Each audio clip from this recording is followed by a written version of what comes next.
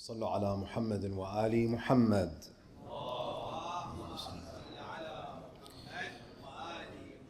أعوذ بالله من الشيطان اللعين الرجيم.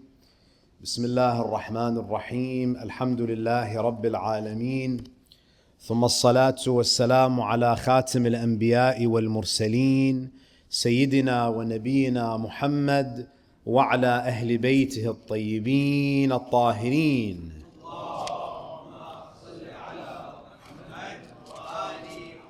ولعنة الله على أعدائهم ومنكر فضائلهم من الآن إلى قيام يوم الدين. رب اشرح لي صدري ويسر لي أمري واحلل عقدة من لساني يفقه قولي. Respected elders, brothers and sisters, Assalamu alaikum wa rahmatullahi wa barakatuh. As we mentioned last night, after completing the pilgrimage, Sulaiman alayhi salam, along with his army, they were making their return to Jerusalem. And as you know, it was quite a long journey, and on this journey, there were a number of resting stations. And when they stopped at one of the resting stations, Sulaiman alayhi salam notices that one of the birds in his army is missing.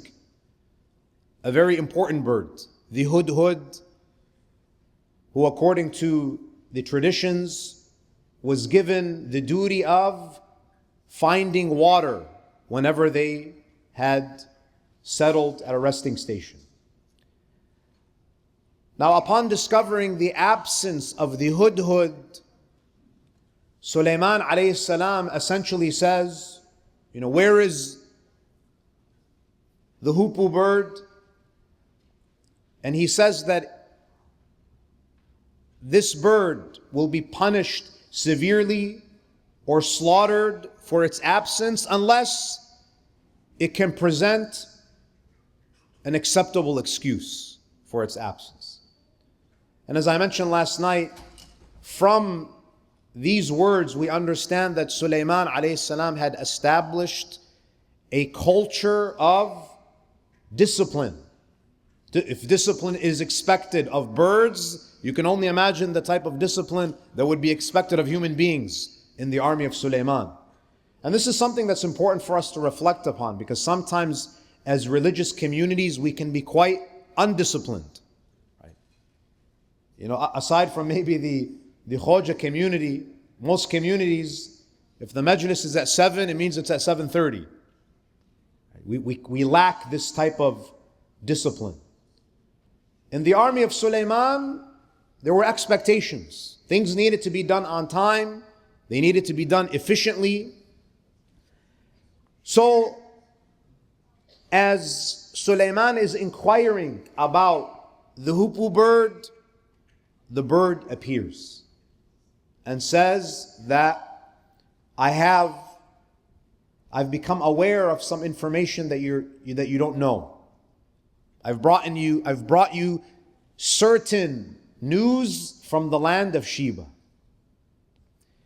Ayah number 23 is the hudhud explaining what he had discovered to Sulaiman. Ayah number 3, وَإِنِّي وَجَدْتُ امْرَأَةً تَمْلِكُهُمْ وَأُوتِيَتْ مِنْ كُلِّ شَيْءٍ وَلَهَا عَرْشٌ عَظِيمٌ. He says, I found in the land of Sheba a woman who rules over them. So he mentions a number of things about Bilqis and her empire. You notice the intelligence of this bird. The hudhud makes it a point to mention that I noticed something that was outside of the norm. I came across an empire that was being ruled by a woman. For the hudhud, this was something that was rare. And even if you look at human history, the overwhelming majority of empires have been patriarchal. It's rare. The norm is patriarchal societies. The exceptions are what? Matriarchal societies. The fact that the hudhud is able to discern this is quite exceptional. وَأُوتِيَتْ مِنْ كُلِّ شَيْءٍ. The bird says to Sulaiman that this queen has been given every sort of blessing. The land of Sheba is a land of prosperity. They live comfortably. It's a very developed empire. وَلَهَا عَرْشٌ عَظِيمٌ. And she also has an immense, a magnificent throne. And then he says, so he mentions three things here. He says, in the land of Sheba, it's a land that is ruled by a woman. It's a matriarchal society. It's a land that is quite prosperous. They have every sort of blessing there. The agriculture, the technology, the security. It's a very advanced civilization. And she has an immense throne. And then he starts to tell Sulaiman about the religion of those people. He says, وَجَدْتُهَا وَقَوْمَهَا يَسْجُدُونَ لِلشَّمْسِ مِن دُونِ اللَّهِ. He says, I found that this woman and her people, they prostrate to the sun. They are a religious community, but they're prostrating not to Allah, they're prostrating to the sun. وَزَيَّنَ لَهُمُ الشَّيْطَانُ أَعْمَالَهُم فَصَدَّهُمْ عَنِ السَّبِيلِ فَهُمْ لَا يَهْتَدُونَ. You know, this hudhud has more understanding than many human beings. Notice how this bird describes the civilization. It says that these are a people who prostrate to the sun. Why did they prostrate to the sun? Because shaitan has made their actions appealing. Now this is really important. Even an animal in the kingdom of Sulaiman has this understanding that people are not inherently bad. The reason why they are like this is because shaitan deceived them. When you say that these people are misguided because shaitan deceived them, you're implying that if it wasn't for the influence of shaitan, they would have been good people. They would have been guided. You know, it's very similar to Ya'qub alayhi salam.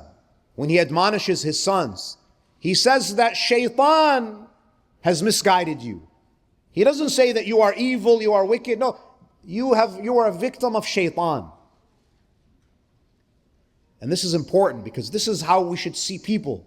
We should never have this impression that those who follow different religious traditions are evil to the core. There's something inherently wrong with them. No, they're victims. They're victims of their environments. وَزَيَّنَ لَهُمُ الشَّيْطَانُ أَعْمَالَهُمْ فَصَدَّهُمْ عَنَ السَّبِيلِ فَهُمْ لَا يَهْتَدُونَ. Ayah 27. قَالَ. Now who is speaking? So now Sulaiman listens to the report given to him. قَالَ سَنَنْظُرُ أَصَدَقْتَ أَمْ كُنْتَ مِنَ الْكَاذِبِينَ.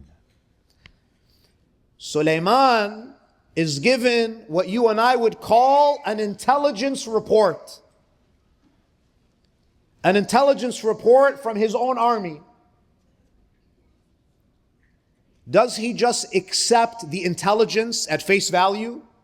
He doesn't. And this is the difference between an empire that is led by a God-fearing man and the other empires of the world today. In 2002 and 2003, intelligence officers told the President of the United States and his cabinet that Iraq has weapons of mass destruction. Did they verify this information? They took it at face value. They didn't verify. Sulaiman is given information and he says, I have to check. I have to verify. Because when you are the leader of an empire, you have to make sure that the information that you are given that is going to drive your decisions and policies, they have to be accurate. The information has to be accurate. And Sulaiman, he says, we're going to have to look into this. We have to see if you're being honest. أَصَدَقْتَ أَمْ كُنْتَ مِنَ الْكَاذِبِينَ. We also benefit from this ayah in the sense that according to this ayah, even animals are capable of deception. The fact that Sulaiman is saying that we have to see, are you being truthful or are you being dishonest? It shows you that even animals have the capacity to be dishonest. So what does Sulaiman do? He calls upon his successor, Asif ibn Barkhia, and he dictates to him a letter that he wants to send to the Queen of Sheba. And this is very important. A good leader always keeps the lines of communication open, even if it is with a nation that is the furthest away in terms of their values. There's a direct line of communication. Sulaiman is willing to engage, to have a conversation with a polytheistic nation. You know, the problem with many of the world leaders today, there's an unwillingness to come and even discuss. Everyone lives in their own silos. And they are influenced by the propaganda that they hear, but they're not actually speaking to the heads of other nations.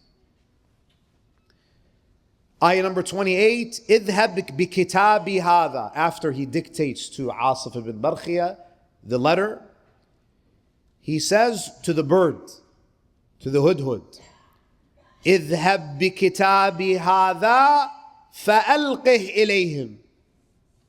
Take this letter and drop it off in the land of Sheba.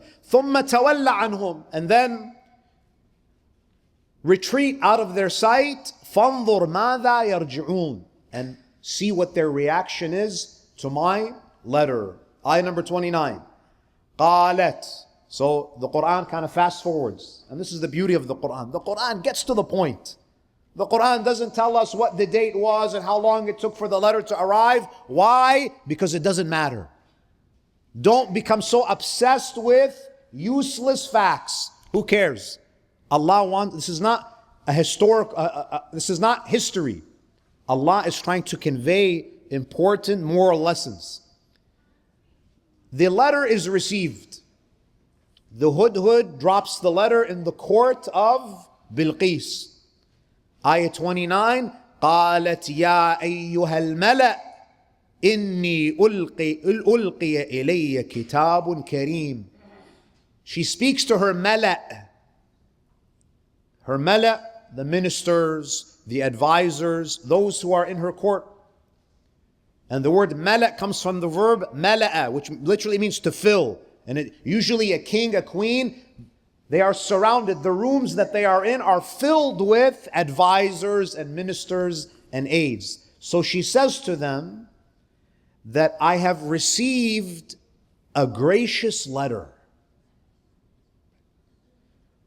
Ayah number 30. Who is the letter from? إِنَّهُ مِن سُلَيْمَانَ. The letter is from Sulaiman. وَإِنَّهُ بِسْمِ اللَّهِ الرَّحْمَنِ الرَّحِيمِ. The letter is from Sulaiman. And the letter begins with, in the name of God, the compassionate, the merciful. It begins with a recognition of Allah. It doesn't begin with, from Sulaiman, the King of Kings. No. Sulaiman is highlighting here that Sulaiman is a king, but there is a king above Sulaiman that you and I have to be conscious of. And Sulaiman is not insecure or embarrassed about his faith. A Muslim leader is to have izzah, is to have honor. He doesn't hide his eye. He's proud of his eye. So even in his government correspondence, there is a centering of God. And this is what's missing in the world today. a centering of God in the discussion. وَإِنَّهُ بِسْمِ اللَّهِ الرَّحْمَنِ الرَّحِيمِ. Sulaiman, what does he say? Ayah 31, أَلَّا تَعْلُوا عَلَيَّ وَأْتُونِي مُسْلِمِينَ. In the letter, he says, do not be haughty, do not be arrogant. Don't be arrogant with me. And come to me in surrender. Sulaiman, he doesn't say that, okay, you can pay jizya. No. Jizya is only for Ahlul Kitab. There's a policy with every group. He says, you have to surrender. Now you might say, but what happened to religious freedom? So even if you look at the literature of Ahlul Bayt, even religious freedom has its limits. You know, even in the secular world, there are certain ideologies that are considered dangerous to the human project. There are certain ideologies that are seen as a threat to human prosperity. In 1947, for example, President Truman, he said that the United States is going to use all of its power to stop the spread of communism, even if it means that we have to engage in military conflict. So those who say that, even in secular societies, there is this understanding that there are some ideas and some ideologies that are dangerous. The problem is secular people only look at things that are dangerous for the economy, whereas a prophet of God is looking at those ideologies that are dangerous and that will stifle human development and moral development. And shirk is one of them. Just like there is a zero tolerance policy for terrorism and certain isms, with Sulaiman alayhi salam, there is a zero tolerance policy when it comes to ideologies that stifle human growth and human spirituality. And he's unapologetic. He's unapologetic. Ayah 32. قالت يا أيها الملأ أفتوني في أمري. This is Bilqis. She says to her aides and her advisors, أفتوني في أمري. Give me some advice. And Allah subhanahu wa ta'ala in these verses, it seems that there is an implicit praise of Bilqis. She is a consultative leader. And I'll speak a little bit about this in a few moments. قالت يا أيها الملأ أفتوني في أمري ما كنت قاطعة أمرا حتى تشهدون. She says to her advisors, her ministers, that you know that I don't make any decisions without first hearing from you, hearing your point of view, hearing your testimony. Ayah 33, her ministers, advisors, what do they say? نحن أولو قوة وأولو بأس شديد. They tell her that we are a people, we are mighty, we have military power, we have might and unyielding resolve. We are an extremely powerful military. وَالْأَمْرُ إِلَيْكِ. But we recognize that you are the queen, that the final decision is with you. فَانظُرِي مَاذَا تَأْمُرِينَ. So you decide what should be done. Now listen to this. Ayah 34. قالت إن الملوك إذا دخلوا قرية أفسدوها وجعلوا أعزة أهلها أذلة وكذلك يفعلون. Look at the wisdom of Bilqis. She says, she starts to think about the consequences of a military confrontation. She says, when kings invade cities, they ruin them. And they make its nobles into peasants. And this is what will happen. Bilqis, even though she has a powerful military, she is still thinking about the consequences of war. She's thinking about what will happen to her country. And unfortunately, we have very few leaders who are like this. Biden, the Netanyahus, the Blinkens of the world, they don't think to themselves, what is going to happen? What is the human cost of war? They just give the green light because they don't care what's going to happen to the average human being. What they care about is filling the pockets of defense contractors. Bilqis is thinking about what kind of damage will ensue. So what does she do? The Quran tells us she decides not to fight, and she also decides not to surrender. So she says, let us not fight because fighting is going to jeopardize our security. But let us not surrender because we will lose our civilization. So what does she do? She chooses a third option. She tries to essentially bribe or appease Sulaiman with a gift. Ayah 35, وَإِنِّي مُرْسِلَةٌ إِلَيْهِمْ بِهَدِيَّةٍ. I'm going to send a gift, a lavish gift to Sulaiman. فَنَاظِرَةٌ بِمَا يَرْجِعُ الْمُرْسَلُونَ. Let's see, maybe the gift will keep them away from us. Let's see what the response is.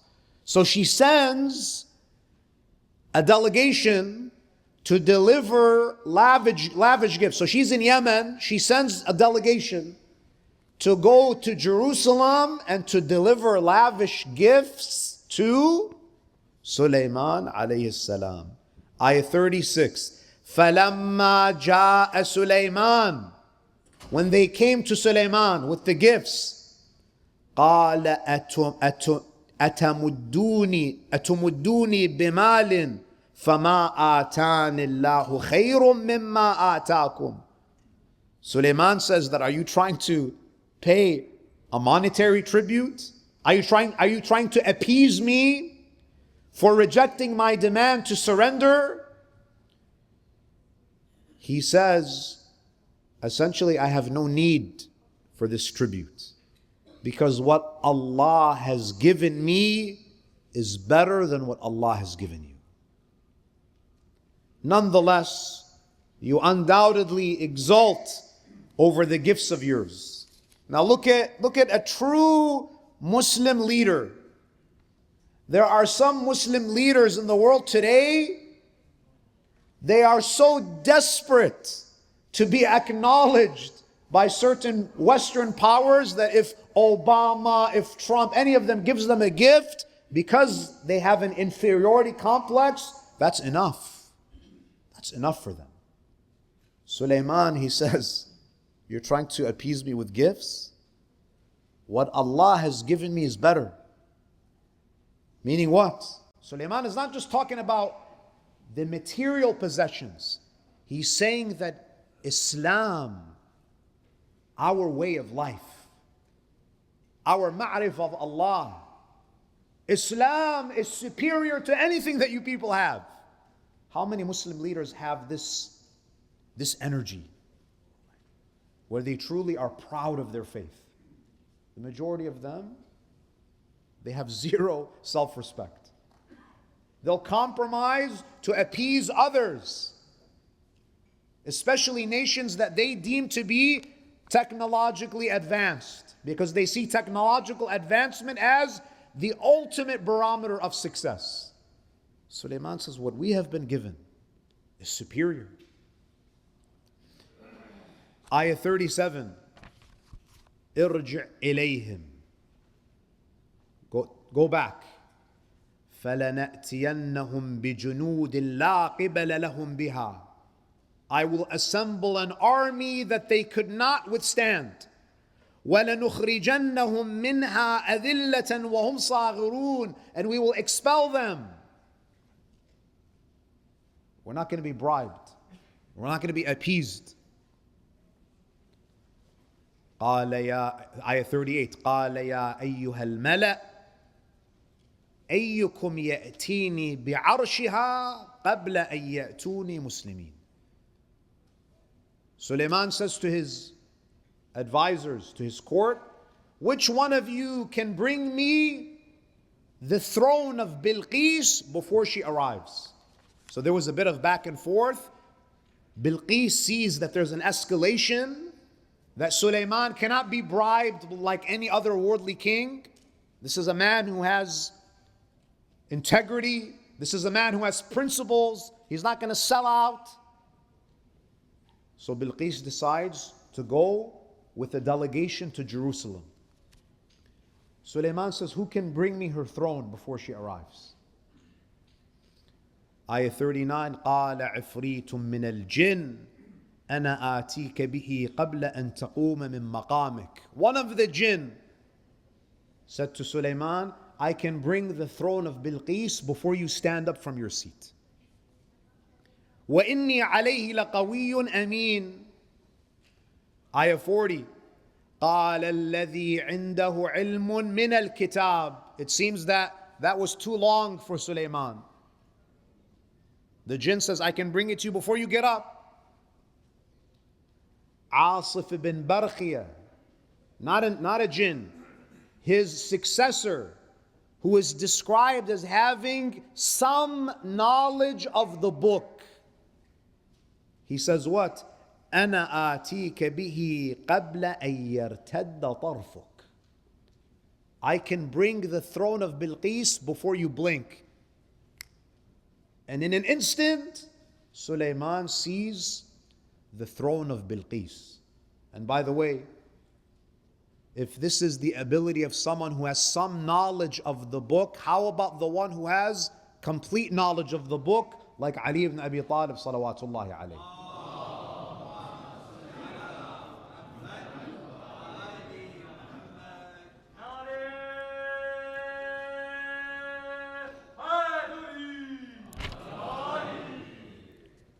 صلوا على محمد وآل محمد.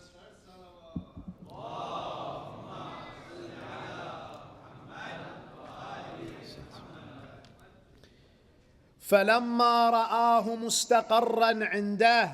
When Sulaiman saw the magnificent throne of Bilqis transported from Yemen in his presence in the blinking of an eye, قال هذا من فضل ربي. He says, this is from the grace of my Lord. You see, this is what it means when Allah says, Sulaiman was awwab. He was always turning to me. He never became arrogant and said that we are the superpower, we can do this and that. He says, هذا من فضل ربي. ليبلوني. Allah gave me all of these abilities so that He can test me to see أَأَشْكُرُ أَمْ أَكْفُرُ, to see if I'm grateful or if I am ungrateful. Ayah 41. قَالَ نَكِّرُ لَهَا عَرْشَهَا. Sulaiman says, disguise the throne of Bilqis before she arrives. نَنظُرْ أَتَهْتَدِي أَمْ تَكُونُ مِنَ الَّذِينَ لَا يَهْتَدُونَ, so that I can see if she recognizes that this is her throne. Sulaiman wants to test the intellect of Bilqis to see, is this a woman who is perceptive? Does she have discernment? You know, sometimes political leaders, they have to do certain things to size up other world leaders, to see, who am I dealing with? Am I dealing with someone who's smart, who's rational, who has discernment or not? Ayah 42, فَلَمَّا جَاءَتْ, when she arrived in Jerusalem and she entered the palace of Sulaiman, قِيلَ أَهَكَذَا عَرْشُكِ, it was said to her, is your throne like this? قَالَتْ كَأَنَّهُ هُوَ, she says, it's as if it's my throne.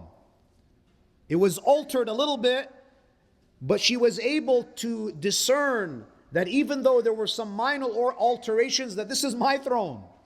قالت كأنه هو وأوتينا العلم من قبلها وكنا مسلمين. She says to Sulaiman that we had already received knowledge about your religion. Meaning before she arrived in Jerusalem, she did her homework. She studied the religion of Sulaiman. And she said that we gained knowledge of your tradition and we became Muslims before arriving here. Now, when you reflect, what do you think gave Bilqis the tawfiq of hidayah? You know, there are many people who are presented the truth, but they don't reject. Rasulullah wrote many letters to the neighboring empires. The majority of them rejected.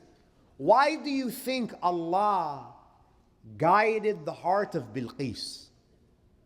Now, of course, we don't have ahadith or an ayah in the Quran to tell us, but we can infer from the Quran that perhaps Allah guided her because she believed in the sanctity of human life. She was not willing to go to war for her ego. She was cautious. She was prudent.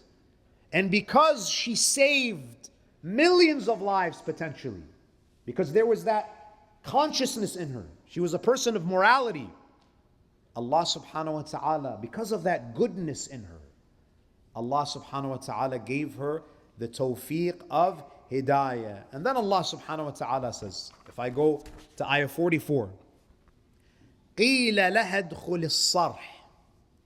قِيلَ لَهَا, it was said to her, ادْخُلِ الصَّرْحِ. It was said to Bilqis, presumably by Sulaiman or his aides, enter my palace. Enter the palace. فَلَمَّا رَأَتْهُ حَسِبَتْهُ لُجَّةً. When Bilqis entered the palace of Sulaiman, she lifted her dress because the floor of the palace looked like water. وَكَشَفَتْ عَنْ سَاقَيْهَا. She lifted her dress. قَالَ إِنَّهُ صَرْحٌ مُمَرَّدٌ مِّنْ قَوَارِيرَ. That this is not water, O Bilqis. The floor of my palace is made of polished crystal. قالت رب إني ظلمت نفسي. Bilqis says, my Lord, I have wronged myself. She's probably thinking to herself that if this magnificent kingdom belongs to the servant of Ar-Rahman Ar-Rahim, what kind of kingdom does the Lord of Sulaiman have? وَأَسْلَمْتُ مَعَ سُلَيْمَانَ لِرَبِّ الْعَالَمِينَ. And I submit along with Sulaiman to the Lord of the worlds. I only have a couple of minutes and I'll conclude. Bilqis joined the fold of Islam in its general sense, the religion of submission to God. As the years went by, Sulaiman alayhi salam started to seclude himself. You know, as you get older, you start to really crave moments of solitude. When you're young, you want to be around everybody. When you're young, because you haven't developed your soul, you need others to validate you. But when your soul matures, you start to enjoy the quietness. You start to enjoy being away from the noise, to be alone with Allah subhanahu wa ta'ala. And this is what Sulaiman used to do at the end of his life. And then Allah subhanahu wa ta'ala in the Quran, He tells us about the death of Sulaiman. Surah Saba, ayah 14, and this will be the last ayah that we discuss in the next couple of minutes. فَلَمَّا قَضَيْنَا عَلَيْهِ الْمَوْتِ. Surah 34, Ayah 14. And when we decreed death upon Sulaiman, everyone has to die. No matter how powerful you are. Sulaiman, as great as he was, as mighty as he was, as powerful as his army was, Sulaiman cannot ward off death. فَلَمَّا قَضَيْنَا عَلَيْهِ الْمَوْتِ مَا دَلَّهُمْ عَلَى مَوْتِهِ إِلَّا دَابَّةُ الْأَرْضِ تَأْكُلُ مِنْ سَأَتَهُ. Sulaiman was standing in his mihrab and he was leaning on his staff. And Malakul Maut took him as he was standing in worship. And this goes to show you that the angel of death comes at the appointed time. You're sleeping, you're standing. Malakul Maut is not going to wait until you finish your salah. If your time has come, it will take you even while you are in the middle of your prayer. And he died while he was standing. He was leaning against his staff. And some of the aged would come and they would look in the room of Sulaiman and they would see him standing in his mihrab, not knowing that his soul had left his body. They thought that he's alone. He doesn't want to be disturbed. And the jinn are working and they're constructing. And then Allah says, the only thing that revealed to them that Sulaiman had died was a termite that ate away at his staff until Sulaiman fell. فَلَمَّا خَرَّ تَبَيَّنَتِ الْجِنِّ. When Sulaiman fell, the jinn realized أَن لَوْ كَانُوا يَعْمَلُونَ الْغَيْبِ. The jinn say, if we only knew the unseen, مَا لَبِثُوا فِي الْعَذَابِ الْمُهِينِ. We would not have continued to work this hard. And Allah is highlighting here that don't think jinn know everything. Sometimes we think that jinn are these unstoppable forces. Allah says, even the jinn did not know that Sulaiman was dead.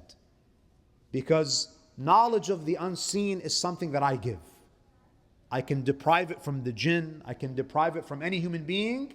And I'll end with this final statement from Amir al-Mu'mineen, where he says, لَوْ أَنَّ أَحَدًا يَجِدُ إِلَى الْبَقَاءِ سُلَّمًا. If there was any human being who could ascend the ladder of eternal life, أو إلى دفع الموت سبيلا, or who could have repelled death, لكان ذلك سليمان بن داود. If anyone in this world could have escaped death, it would have been Sulaiman, because he was a king and he was a prophet. But even Sulaiman had to leave this world, and ultimately all of us will have to leave this world. My dear brothers and sisters, I want to thank all of you for attending these lectures. I hope that these discussions sparked your interest in studying the Quran in more depth. As I hope I was able to illustrate that sometimes we read verses of the Quran and we think that we've understood them, but there are so many layers, and everything that I presented to you is just the surface level understanding of the Quran. وصلى الله على محمد وآله الطاهرين.